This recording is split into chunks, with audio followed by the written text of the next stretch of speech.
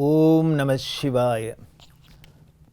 வாக்குண்டாம் நல்ல மனமுண்டாம் மாமலராள் நோக்குண்டாம் மேனி நுடங்காது பூக்கொண்டு துப்பார் திருமேனி தும்பிக்கையான் பாதம் தப்பாமல் ஷார்வார் தமக்கு. அரண்நாமம் ஆயிரத்தில் சிவபெருமான் லிங்காத்யக்ஷர் அப்படின்னு இந்த வேதாந்த சாஸ்திரங்களில் சொல்லப்பட்ட பிரத்யக்ஷம் அனுமானம் முதலியவற்றுக்கெல்லாம் தலைவராக இருக்கார், அதோட உட்பொருளாக இருக்கார் அப்படின்னு பார்த்தோம். அடுத்த 391வது திருநாமம் ஓம் சுராத்யக்ஷாய நமஹா அப்படின்னு இருக்கு. இதோட பொருள் என்ன அப்படின்னா தேவர்களுக்கு தலைவர் அப்படின்னு அர்த்தம். சுரர்கள் அப்படின்னு பேர், தேவர்களுக்கெல்லாம் பேர் சுரர்கள் அப்படின்னு பேர். அந்த அத்தியக்ஷனா தலைவர் அப்படின்னு சொல்கிறோம், சிறந்தவர். இந்த தேவர்களில் சிறந்தவர், தேவர்களுக்கு தலைவர். அதனால தானே இவருக்கு பேரே மகாதேவர், மகாதேவன், மகாதேவன் இருக்கே. பெரிய தேவன் இவரே, அப்படி மகாதேவனாக இருக்கார். இது ஒரு பொருள். இதுக்கு இன்னொரு உட்பொருள் என்ன அப்படின்னா, வேதாந்த உட்பொருள் என்ன அப்படின்னா, சுராத்யக்ஷர் அப்படின்னா இந்த இந்திரியங்களுக்கெல்லாம் தலைவர் அப்படின்னு அர்த்தம். அதெல்லாம் தன்னோட வசத்தில் கட்டுப்பாட்டில் வச்சிருக்கிறவர் அப்படின்னு அர்த்தம். அது எப்படி அப்படின்னா வேறு ஒன்றும் இல்லை. நமக்கு இந்திரியங்களுக்கு கண் இருக்குது, காது இருக்குது, வாய் இருக்குது, கை இருக்குது, கால் இருக்குது, எல்லாம் இருக்குது. இதனால தான் நம்ம எல்லா காரியமும் பண்ணுறோம், எல்லாம் செயல்களும் நடக்கிறது. இதெல்லாம் எப்படி இயங்கிறது அப்படின்னா, இது எல்லாத்துக்கும் உள்ளுக்குள்ளே ஒரு சக்திங்கிறவே அந்த சக்தியாக இருக்கிறது. தேவர்கள்லாம் அந்த சக்தியாக இருக்கா. இறைவனால் நியமிக்கப்பட்டு, சிவபெருமானால் நியமிக்கப்பட்டு இந்தந்த தேவதைகள் இந்தந்த உறுப்புக்கு, அதுக்கு அதிதேவதை அப்படின்னு சொல்கிற வழக்கம். அவர்கள் தான் எனக்கு தலைவர், அவர்களோட சக்தியினால தான் இயங்குறது. உதாரணத்துக்கு சொன்னோம் அப்படின்னா, கண்ணில் நமக்கு பார்வை இருக்குது, எதை பார்த்தாலும் தெரியறது, கலர் வித்தியாசம் தெரியறது, இது பச்சை, இது சேப்பு, இது நீலம், மஞ்சள் தெரியறது. இதெல்லாம் பூ, இது மல்லிகைப்பூ, இது ஜாதிப்பூ, இது தாழம்பூ பார்த்தா தெரியறது. இப்படி கண்ணுக்கு எல்லாம் தெரியுது. இருக்கிறது நம்ம சாதாரண 2 கண்ணு தான் இருக்குது. இவ்வளோ வித்தியாசங்களோடு அது பார்க்கக்கூடிய சக்தி உள்ளுக்குள்ளே இருக்கே, அது என்ன? அது எந்த தேவதையோட சக்தியினால்? சூரியன்.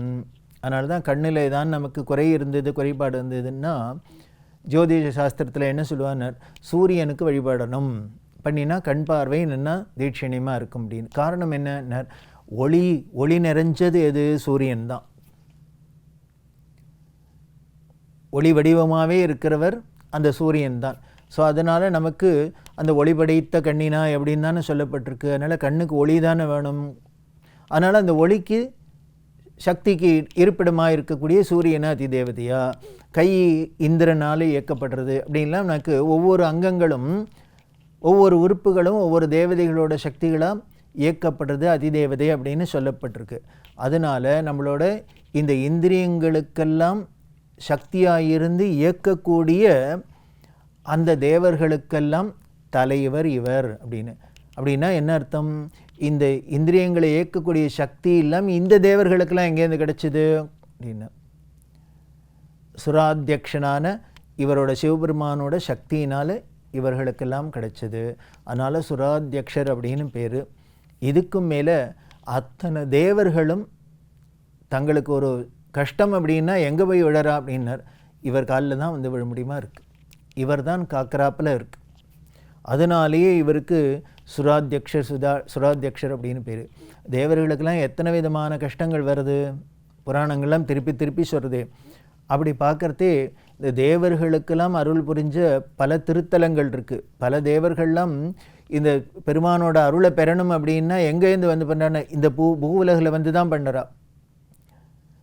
நீங்கள் பார்த்தீங்கன்னா நாகப்பட்டினம் ஜில்லாவில் தேவபுரீஸ்வரர் அப்படின்னு இருக்கார். அதுக்கு பேரே தேவூர் அப்படின்னு பேர். அந்த ஊர் சுவாமி பேர் தேவபுரீஸ்வரர் அப்படின்னு பேர்.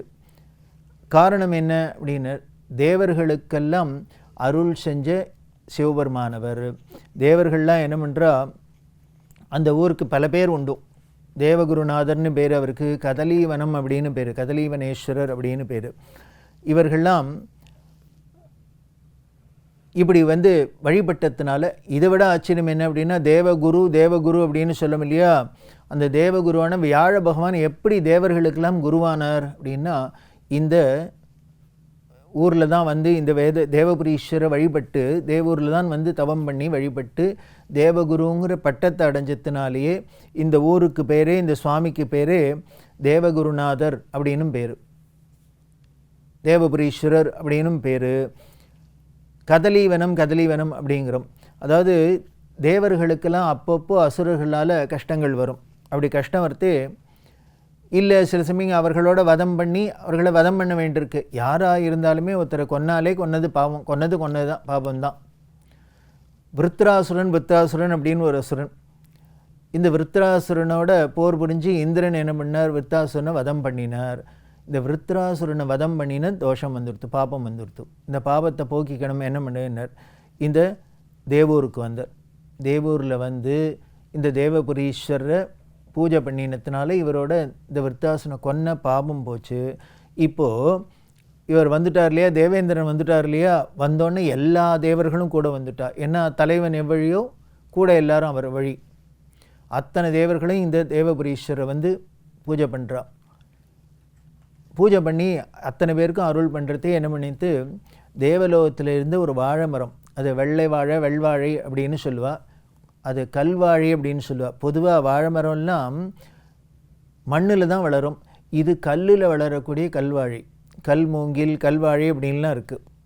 மூங்கிலாக இருந்தால் நமக்கு பார்த்துருக்கோம், சாதாரண மூங்கில்லாம் எல்லா இடத்துலையும் வளரும், மண்ணில் வளரும். கல் மூங்கில் அப்படின்னு மலையிலேயே வளரக்கூடிய ஒரு மூங்கில்லாம் இருக்குது. துறவிகள்லாம் சன்னியாசிகள்லாம் கையில் தண்டம் அப்படின்னு வச்சுருக்காளே, கோல் வச்சுருக்காளே, அதெல்லாம் அந்த கல்மூங்கில் அப்படிங்கிறது. அதோட சிறப்பு என்ன அப்படின்னா, உள்ளுக்குள்ளே கூடாக இருக்க, சாதாரண மூங்கில்லாம் உள்ளுக்குள்ளே கூடாக இருக்கும். ஆனால் இந்த கல்மூங்கிங்கிறது அப்படியே சாலிடாக இருக்கும். அதுபோல் இந்த கல்வாழி அப்படின்னு ஒன்று, அந்த கல்வாழியும் இங்கே வருது.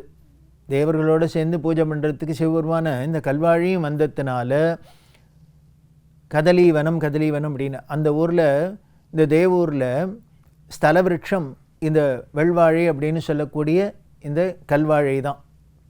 இப்படி எல்லா தேவர்களும் ஆரம்பித்து அத்தனை பேரும் இங்கே வந்து பூஜை பண்ணினத்தினாலேயே இவருக்கு இப்படி ஒரு பேர். அதனாலேயே இவர் தேவர்களில் சுராத்தியக்ஷராக இருக்கார், அவர்களுக்கெல்லாம் தலைவராக இருக்கார். இன்னொரு விஷயத்தில் கௌதமர் அப்படிங்கிற ரிஷி ஒரு 12 வருஷம் கடுமையான பஞ்சம் ஏற்பட்டது. நமது புராணங்கள்லாம் பார்த்தா ஒரு அந்த பஞ்சங்கள்லாம் வந்ததை பார்த்தா ஆச்சரியமாக இருக்கும். 12 வருஷம் மழை இல்லாத, உணவு தானியங்கள்லாம் விளையாத, ஜனங்கள்லாம் ரொம்ப ஒரு கஷ்டப்படுறாப்புல கடுமையான பஞ்சம் வந்தது. இதை பார்த்தார் கௌதமருங்கிற ரிஷி. அவருக்கு மனசு தாங்கலை, ஜனங்கள்லாம் இவ்வளோ கஷ்டப்படுறாளே அப்படின்ட்டு என்ன பண்ணார், இந்த தேவூரில் வந்து அந்த சிவபெருமான் தேவபுரீஸ்வரர்கிட்ட தவம் பண்ணுறார். ஜனங்களோட இந்த இயற்கையில் இந்த இயற்கை சீற்றங்கள்லாம் எதனால் வருது அப்படின்னர், ஜனங்கள் பண்ணுற தப்புக்கு தண்டனை, அவ்வளவுதான். ஒரு தனி மனிதன் பண்ணினா, தேவர்களாக இருந்தாலும் கொலை பண்ணினாலும் சரி, கொள்ளையடித்தாலும் சரி, என்ன பண்ணினாலும் தப்புன்னா அவர்களுக்கு தனி மனிதர்கள் பண்ண தப்புக்கு தனி மனிதர்களுக்கு தண்டனை உண்டு அப்படிங்கிறாப்புல ஒரு சமுதாயத்தில் இருக்கிற அத்தனை பேரும் பண்ணுற தப்புக்கு சேர்த்து சமுதாயத்துக்கும் தண்டனை உண்டு. இதுதான் இயற்கை நியதி. அதான் இயற்கை நியதி. அப்படி தான் இங்கே நடக்கிறது. 12 வருஷம் இப்படி பஞ்சம் ஏற்பட்டதுனால இந்த கௌதம சொல்கிறார், சரி ஜனங்கள்லாம் பண்ணிட்டா, அதுக்கு 12 வருஷம் தண்டிச்சாச்சு, இதுக்கு மேலேயும் அவர்களை வாட விடக்கூடாது, நீ அருள் பண்ணணும் அப்படின்னு அவர் கௌதம மகரிஷி இந்த சிவபெருமான்கிட்ட வேண்டி தவம் பண்ண. அதுக்கப்புறம் அவர் என்ன பண்ணுறாரு, பொண்ணு பொருள் எல்லாத்தையும் கொடுத்து இந்த பஞ்சத்தை முதல்ல போக்கி அதுக்கப்புறம் இந்த இயற்கை சீற்றம் குறையிறாப்புல பண்ணதான் நமக்கு ஸ்தல புராணம் சொல்லுது. இப்படி பல விதத்தில் ஜனங்களுக்காக இருக்கட்டும் இல்லை தேவர்களுக்காக இருக்கட்டும் அவர்களோட கஷ்டத்தையும் இவரே போக்குறார், சாமானிய ஜனங்களோட கஷ்டத்தையும் இவரே போக்குறார். எல்லாரோட கஷ்டத்தையும் போக்குறதுனாலே இவர் சுராத்தியக்ஷர் அப்படின்னு பேர், தேவர்களுக்கு தலைவராக இருக்கார். அப்படி இருக்கக்கூடியவர் 392வது திருநாமம் என்ன சொல்கிறதுன்னார், ஓம் யோகாத்தியக்ஷாய நமஹா அப்படின்னு சொல்லியிருக்கு. அப்படின்னா யோகிகளில் தலைவர் அப்படின்னு அர்த்தம். முதல்ல தேவர்களுக்கெல்லாம் தலைவர் அதிபதினு சொல்லித்து அடுத்தது யோகிகளுக்கெல்லாம் தலைவர் அப்படின்னு சொல்கிறது. இந்த இடத்துலையும் உட்பொருள் என்ன அப்படின்னா யோகம் யோகம் அப்படின்னாலே நிறுத்துறது, நிலை நிறுத்துறது. எதை நிலை நிறுத்துறது அப்படின்னர்? புலன்களை. யோகசாஸ்திரத்துலேயே என்னன்னர்? அதை மனசை ஒரு இடத்துல நிறுத்துறதுக்கு பேர் தான் யோகம் அப்படின்னு பேர். பதஞ்சலி யோக சூத்திரம் அதுக்கு தான். அப்போ மனசை நிலை நிறுத்திட்டா புலன்கள்லாம் தானே நின்றுடும். காரணம் என்ன? இந்த புலன்கள் அத்தனையும் அது வேலை செய்கிறது அப்படின்னா இயங்கிறதுனா எதனாலன்னர்? மனசுனால தான் இயங்குது. மனசு இப்போது இதை பார்க்கணும் அப்படின்னு நினச்சாதான் கண்ணு பார்க்கும், கண்ணுக்கு தெரியும். அந்த திசையில் கண்ணு இருந்தால் கூட மனசோட கவனம் முழுக்கலும் எது எங்கேயோ இருந்ததுன்னா அது கண்ணுக்கு தெரியாது. இப்போ வாயால் ருச்சிக்கணும் அப்படின்னு மனசு நினச்சா இதை சாப்பிடணும் அப்படின்னு தோணும். அதனால் இந்த இந்திரியங்கள்லாம் அதாவது காரியம் செஞ்சால் கூட இது அத்தனையும் இயக்கக்கூடியது மனசு, எண்ணம் அப்படிங்கிற அந்த சித்தம் அப்படிங்கிறது. அதை நிலைநிறுத்தணும். அதை ஒரே இடத்துல நிறுத்திட்டோம் அப்படின்னா இந்த மீதி எல்லாம் ஐம்புலன்களும் தானே அடங்கிடும், நின்றுடும், ஒருநிலைப்பட்டுடும். இதைத்தான் யோகம். யோகம் அப்படின்னு யோகிகள் அப்படின்னா என்னென்ன? தங்களோட இந்த எண்ணத்தை அப்படி ஒரே இடத்துல நிலை நிறுத்தி இதை கொண்டு எங்கே நிறுத்துறது அப்படின்னு அந்த பரம்பொருள் அப்படின்னு சொல்லக்கூடிய அந்த பரம்பொருள்கிட்ட கொண்டு நம்ம மனசை அந்த சித்தத்தை நிலைநிறுத்திட்டோம் அப்படின்னா நம்மளோட இந்திரியங்கள் முழுக்களும் ஒரே இடத்துல அப்படியே நின்றுடும். அதுக்கப்புறம் நம்ம வசப்பட்டுடும். அதுதான் யோகத்தில் நமக்கு சொல்லப்படுறது. அந்த யோகிகள் இப்படி பண்ணின யோகிகள் எத்தனையோ பேர் இருக்கா. ஆயிரக்கணக்கான யோகிகள் இப்படி தங்களோட மனசை நிலைநிறுத்தி அப்படியே அந்த தவத்திலேயே இருந்தவாள்லாம் எத்தனையோ பேர் இருக்கா, இன்னமும் இருக்கா. அப்படி இருக்கிறவர்களில் இவரை விட அவர் உயர்ந்தவர், அவரை விட இவர்ந்தேன்னு ஒவ்வொரு யோகிகளோட நம்ம வரலாறுலாம் எடுத்து பார்த்தோம்னா ஆச்சரியமாக இருக்குது. ஒருத்தரும் என்னெல்லாமோ சாதனையெல்லாம் பண்ணியிருக்கா. அப்படி இருக்கிற யோகிகள் ஒரு சாதாரண ஒரு யோகி பண்ணினதை பார்த்தாலே நமக்கு பிரமிப்பாக இருக்குது, ஆச்சரியமாக இருக்குது. இது மாதிரி ஆயிரக்கணக்கான யோகிகள் ஆயிரக்கணக்கான அற்புதங்களை பண்ணியிருக்கா. ஆனால் இந்த சிவபெருமான் என்னென்ன இப்படி இத்தனை பேர் இருக்கா இல்லையா, இத்தனை பேரோட சக்தியும் சேர்த்து இத்தனை பேரோட ஆச்சரியத்தையும் சேர்த்தா என்னென்ன அத்தனை பேருக்கும் தலைவராக யார் இருப்பன்னு? இவர் தான், சிவபெருமான் தான்.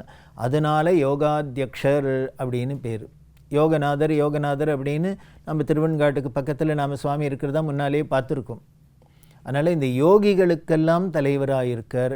அப்படின்னா இந்த சிவபெருமான் என்ன பண்ணியிருக்கார்னு இந்த புலன்களெல்லாம் நிலைநிறுத்தி அடக்கினவராக அடக்கார். இன்னும் எளிமையாக சொல்லணும்னா புலனை அடக்கினவாழ்ல புலனடக்கத்தில் தலைவராக இருக்கார்.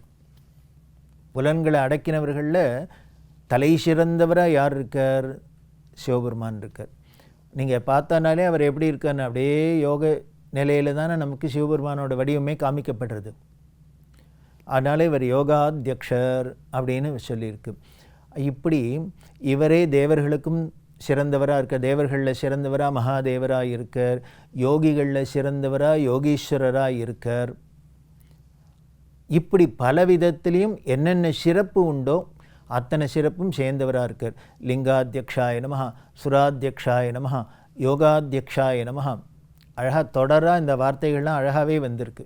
இப்படி எல்லாத்துலேயும் சிறந்தவராக இருக்கார். அப்படின்னா சிறப்புகளுக்கெல்லாம் சிறப்பாக இருக்கார் இவர். அதுதான் சிவபெருமானோட பெருமை. அப்படி இருக்கிற ஒரு சிறப்புகளை இன்னும் பல விஷயங்களை தொடர்ந்து பார்க்க போகிறோம். ஓம் நம சிவாய.